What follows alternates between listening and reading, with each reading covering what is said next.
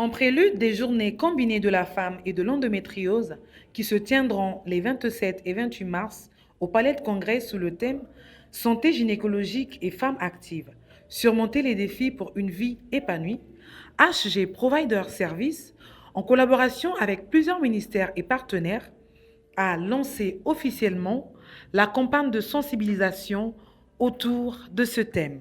Un micro-trottoir a été réalisé à Brazzaville ce 7 mars 2025 autour de ce thème et plusieurs réactions ont été collectées. Est-ce que vous avez une idée du thème de cette année concernant la Journée internationale des droits de la femme?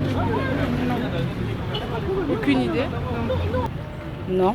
Non, je ne sais Est-ce que pas. vous savez comment est-ce qu'on appelle la maladie qui fait que les femmes souffrent très souvent avant de voir leurs règles ou pendant l'ovulation? Les règles douloureuses? Oui. Oui, oui. Ah, ça s'appelle les règles douloureuses pour vous. Et pour vous? Les règles douloureuses. Également les règles. Comment on appelle la maladie qui fait que les femmes puissent avoir de temps en temps mal au bas-ventre pendant les règles, pendant l'ovulation, qu'elles puissent souffrir? Vous connaissez le nom de cette maladie? C'est les règles douloureuses. Est-ce que vous connaissez l'une des maladies qui dérange les femmes au niveau de leur appareil génital? Tu es prête à régler, oui? La population congolaise en général et la femme congolaise en particulier a réagi très positivement au micro-trottoir. En conclusion, l'endométriose est véritablement une maladie méconnue par le Congolais. Dans la poursuite de ses activités, HG Provider Service s'est rendu au complexe scolaire Kamaralai ce 8 mars 2025, Journée internationale des droits de la femme, où une sensibilisation a été réalisée en milieu scolaire. Un riche moment animé par Dr Naomi Makombo, gynécologue obstétricienne. Ce dont on va parler ce matin est relationné à la femme et en relation avec le cycle menstruel aussi de la femme. On va parler de l'endométriose. L'endométriose est une pathologie, ou dire une maladie que souffrent seulement les femmes. Parce que c'est relationné à l'appareil génital de la femme. Quand on parle d'une endométriose, c'est une implantation ectopique de l'endomètre. Ça veut dire que l'endomètre ne se positionne pas à sa place. Si l'endomètre était censé se trouver dans l'utérus, l'endomètre va se trouver un peu partout dans le corps de la femme.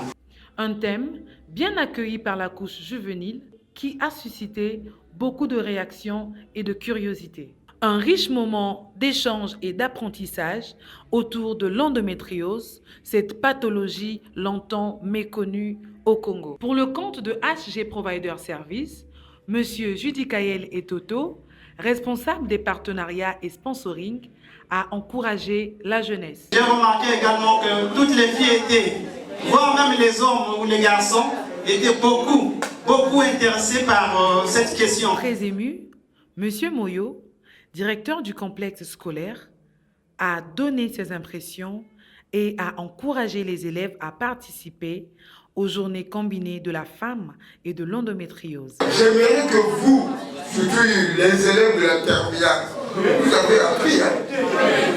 Ne vous contentez pas seulement de vous-même. Il faut transmettre cela aussi aux autres. Pour nous retrouver tous au Palais des Congrès. Cette sensibilisation sur la femme et l'endométriose a été bien accueillie par les élèves. Pour couronner le tout, Madame Jikel Mpika, épouse Bitene, médecin gynécologue obstétricienne, professeure agrégée et présidente du comité scientifique des journées combinées de la femme et de l'endométriose, a été interviewée à ce sujet. L'endométriose est une pathologie gynécologique bénigne, chronique, qui se caractérise par la présence de l'endomètre fonctionnel en dehors de la cavité utérine. Conclusion, le lancement des journées combinées de la femme et de l'endométriose a été une belle réussite, en commençant par le micro-trottoir, en passant par le complexe scolaire Kamaralai, pour clore avec l'interview de la présidente du comité scientifique. La campagne continue et nous vous donnons rendez-vous très bientôt. Ensemble, agissons pour le bien-être de la femme et pour un avenir plus inclusif.